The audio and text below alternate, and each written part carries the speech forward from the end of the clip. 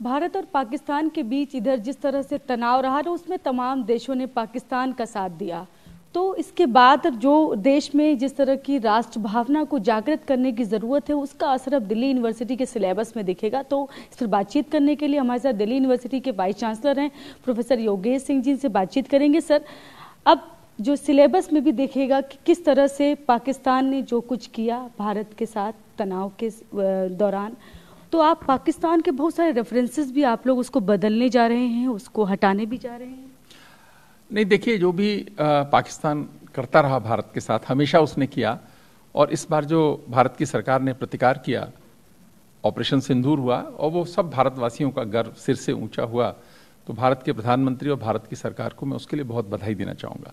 दूसरा, आपने कहा कि बहुत सारे देशों ने पाकिस्तान का साथ दिया। मैं ऐसा नहीं मानता कि बहुत सारे देशों ने साथ दिया।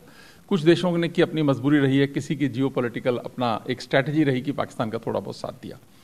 लेकिन जिन लोगों ने खुलकर साथ दिया, दो ही देश के नाम आते हैं। और भारत के लोगों ने, भारत के समाज ने उसका विरोध भी किया और नाराजगी भी जाहिर करी, चाहे वो टर्की हो, चाहे अजरबैजान हो, और बहुत सारे विश्वविद्यालयों ने एमओयूज भी उनके कैंसिल किए। हमने भी सोचा कि हमें भी कुछ करना चाहिए, लेकिन हमने बहुत दिखाया, हमें कोई एमओयू मिला नहीं कि हमारा उनसे कोई पहले से रिश्ता था नहीं, होता तो फिर हम भी कैंसिल कर देते उसको। ये तो एक बात हो गई। दूसरी बात यह है कि हमें जो है बहुत ज़्यादा अच्छा बनने की भी ज़रूरत नहीं है, क्योंकि भारत का क्या है, भारत के समाज का ये बहुत अच्छा समाज है। हमें सर्वे भवन्तु सुखिनः, सर्वे सन्तु निरामयः पढ़ाया जाता है, वसुधैव कुटुम्बकम पढ़ाया जाता है। तो एक बच्चे के मन में शुरू से डाला जाता है कि एक अच्छा बनना। उस भारत इतना अच्छा रहा कि इतने आक्रमण हो गए और उसमें शत्रु भाव नहीं आया, और सबको लगता है कि ठीक है। तो ये जो समरसता है, अच्छाई है, ये सब भारत के लोगों के लिए है, अंदर है। जो भारत पर आक्रमण करते हैं, भारत का बुरा चाहते हैं, भारत के लिए खराब सोचते हैं और खराब करते हैं, उनके प्रति हमारा जो एटीट्यूड है और सोच है वो अलग होनी चाहिए। और यही विश्वविद्यालयों की बात है कि हम जब करिकुलम पढ़ाते हैं, बच्चे का मन बनाने का काम करता है। मैं 1 मिनट के लिए पहले बताऊं कि हमने इकबाल को हटाया। इकबाल को क्यों हटाया कि इकबाल जब कॉलेज में पढ़ते थे तब उन्होंने 1904-05 के करीब ये लिख दिया था, सारे जहां से अच्छा हिंदुस्तान हमारा, और पूरी जिंदगी उसने भारत का विरोध किया। और भारत के को विभाजित करने में अगर सबसे बड़ी किसी की भूमिका है तो जिन्ना और इकबाल की है। और जिन्ना का मास्टरमाइंड था वो। तो ऐसे व्यक्ति को पढ़ाना, उसको गुणगान करना, या तो हम समझ नहीं सके या हमको समझाया नहीं गया, और विश्वविद्यालय इस काम पे अपने कर्तव्यों से चूक गए कि भारत के बच्चों को बुरा ही नहीं लगा। हम बड़े गर्व से, शान से 26 जनवरी 15 अगस्त को भी गाते रहते हैं, उसकी कोई आवश्यकता नहीं थी। और हमने दिल्ली विश्वविद्यालय के करिकुलम से इकबाल को हटा दिया किसी भी फॉर्म में। और ये तो पहले ही हो चुका है। ये तो पहले हो चुका है। अभी पाकिस्तान की बात है। अब पाकिस्तान, एक सच्चाई है कि वो एक देश है, हमारा पड़ोसी देश है। 1947 में पाकिस्तान बन गया, और जब वो बना पाकिस्तान, वो किन कारणों से बना पाकिस्तान? देश का 1/6 हिस्सा भी दिया गया कि शांति रहेगी, चलो बन गया। भारत ने पैसे भी दिए, और बनते ही आक्रमण हो गया भारत के ऊपर। पाकिस्तान ने कश्मीर का एक हिस्सा काबू कर लिया। तो ये कटुता वहीं से शुरू हुई। लेकिन फिर भी देखिए, हमारे लोगों की गुडविल देखिए कि Indus water treaty agreement sign होता है, और उसमें लिखा, प्रियम्बल में जाता है कि ये जो एग्रीमेंट हम कर रहे हैं ये फ्रेंडशिप और गुडविल जेस्चर है। तो न तो फ्रेंडशिप रही ना गुडविल रहा। तो भारत की सरकार ने अगर एबेंस में डाला तो बहुत अच्छा काम किया कि एक मैसेज देने का काम किया। तो जो करिकुलम है उसके अंदर पाकिस्तान का जो फैक्ट है कि वो बना, क्यों बना, और उससे भारत को क्या नुकसान हुआ, ये पढ़ाने की तो आवश्यकता है, उसको गौरवान्वित करने की। और उनके लोगों ने अगर भारत का विरोध किया है, उसको पढ़ाने की न तो कोई जरूरत है, ना हम पढ़ाएंगे, ना रेफरेंस में उसको लेंगे, उसकी कोई आवश्यकता नहीं है भारत में पढ़ाने की। ये मेरा ऐसा मानना है। और जिस डिपार्टमेंट में इस तरह का है वो विचार करेंगे इसके ऊपर। मुझे नहीं लगता कि हमें बहुत पाकिस्तान को और पाकिस्तान के राइटर्स को, पाकिस्तान के पोएट्स को कोई ग्लोरीफाई करने की और उनको स्पेस देने की जरूरत नहीं है। किसी ने बहुत अच्छा लिखा होगा, लेकिन अगर उसने भारत का विरोध नहीं किया है बिल्कुल कभी भी, और भारत के फेवर में भी लिखा है, मान लीजिए कि एक व्यक्ति प्यार पे कविताएं लिखता है, शेर लिखता है बहुत सारे, तो लेकिन अगर उसका आचरण भारत के विरुद्ध है तो पढ़ाने की कोई आवश्यकता नहीं है। अगर वो भारत के फेवर में भी रहता है, भारत के लिए अच्छा सोचता है, तो ऐसे लोगों के बारे में सोचा भी जा सकता है।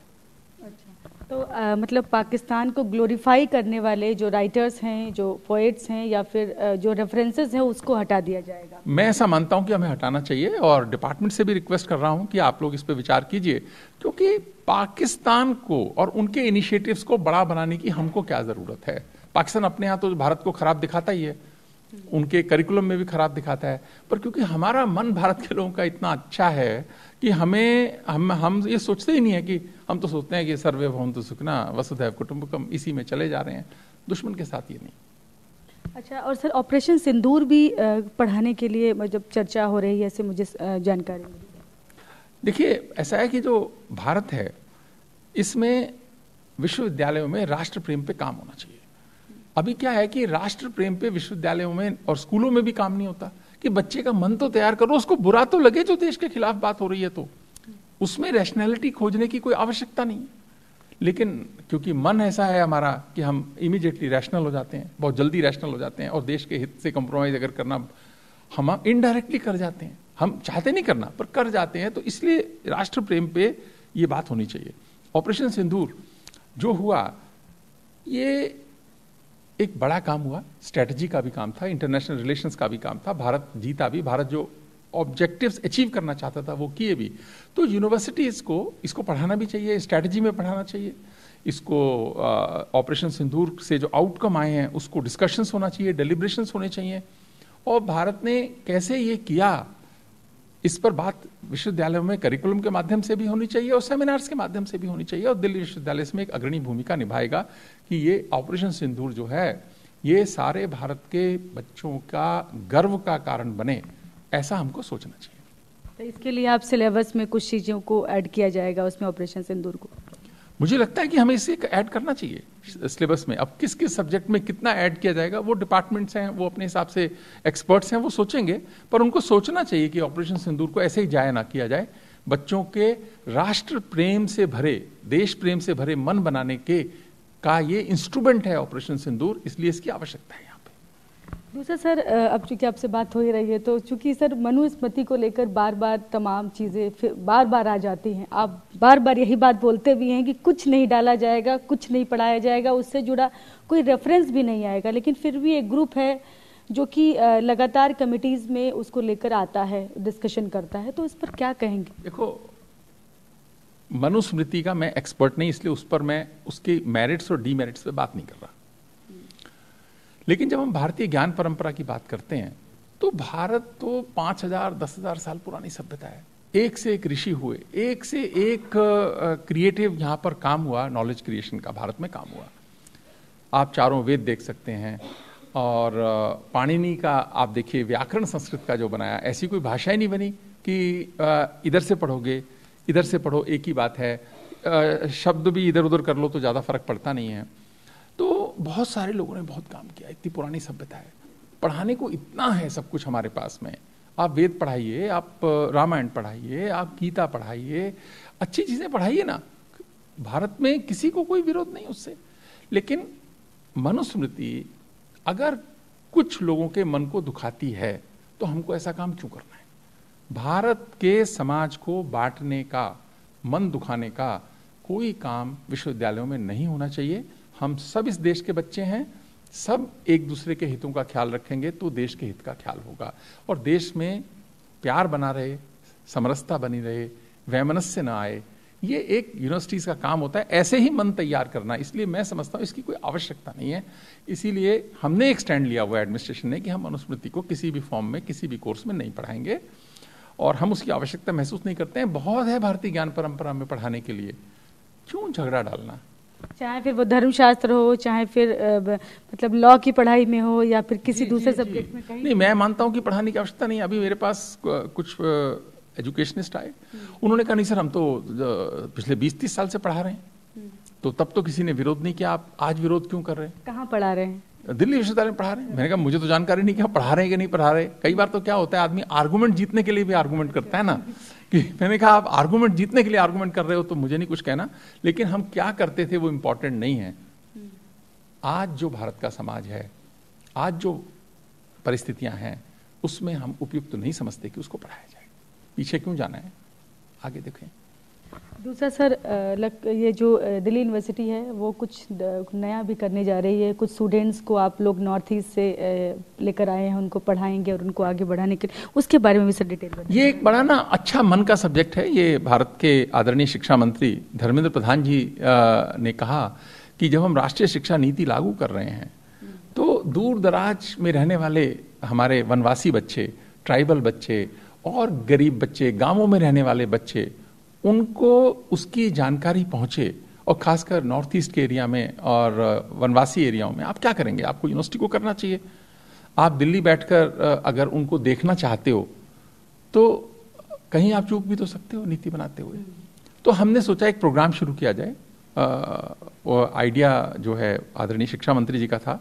तो अभी उसका पहला हुआ है कि मणिपुर से हम एक डिस्ट्रिक्ट के 25 बच्चे हम लेकर आ रहे हैं। अब 24 आ रहे हैं, एक तबीयत खराब हुई तो नहीं आ पा रहे। 24 बच्चे दिल्ली में हमारे साथ 15 दिन रहेंगे।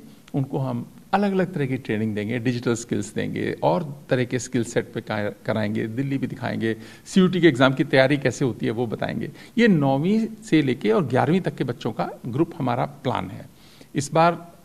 क्योंकि इस अनुभव से भी हम सीखेंगे, जब बच्चे आएंगे उनको हॉस्टल में रख रहे हैं, कुछ को गेस्ट हाउस में भी रख सकते हैं आवश्यकता हो। उनके एक टीचर भी आ रहा है। तो इसमें लड़के लड़कियां दोनों हैं।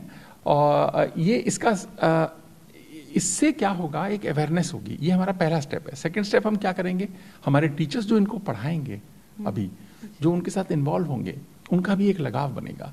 फिर हम क्या करेंगे, हम वहां भी जाएंगे। ये तो अभी थोड़े ही बच्चे आए, तो यहाँ पर बच्चों को लाना और फिर हमारे टीचर्स के ग्रुप को वहां जाकर स्कूलों में बात करनी, पढ़ाना। एक ये प्रोजेक्ट हमने शुरू किया है, जय हिंद के नाम से हमने इसको रखा है। और हमारे डीन एकेडमिक अफेयर्स इसको देखती हैं, रत्नावली, उन्होंने काफ़ी मेहनत भी करी है इस पर। नॉर्थ ईस्ट की खुद भी रहने वाली हैं। तो नॉर्थ ईस्ट हमारा पहला स्टेप है, लेकिन हम झारखंड में भी जाएंगे, हम गुजरात के उन इलाकों में भी जाएंगे जहाँ पे कि वनवासी हमारे लोग, ट्राइबल लोग रहते हैं। एक ये जो दूरी है ना मनों की, लगता है कि अरे दिल्ली में पता नहीं क्या है, ऐसा कुछ नहीं। कश्मीर भी जाएंगे? हाँ, कश्मीर भी जाएंगे ना। कश्मीर के हमारे पास बहुत बच्चे हैं, हम कश्मीर तो बिल्कुल जाएंगे, ताकि उनको एक समझ बने। इस पर हम थोड़ा आउटरीच एक्टिविटी इस तरह की करना चाहते हैं। और अभी क्या आउटरीच में हम दिल्ली के गांवों में जाते हैं, हमारे पास कई सारे प्रोजेक्ट चलते हैं, वो तो हम चलाएंगे।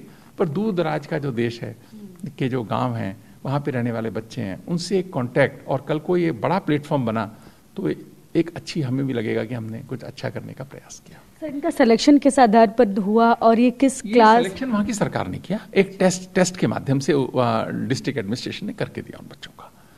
तो हम तो वहाँ की सरकार को सहयोग के साथ ही करेंगे, जिससे कि कोई ऐसी बात ही ना आए, सब मिलकर करेंगे ना, क्योंकि एक अच्छी चीज तो सबके हिसाब से ही होगी। मतलब दिल्ली यूनिवर्सिटी और स्टेट की जो गवर्नमेंट है उसके साथ में मिलकर। हाँ, ये मणिपुर सरकार के साथ मिलकर किया।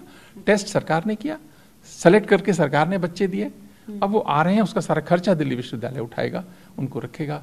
और हम सब बहुत उत्साहित हैं। आज रात की फ्लाइट से सारे बच्चे आ रहे हैं, तो रहेंगे हमारे पास 15 दिन। देखते हैं क्या अनुभव आता है।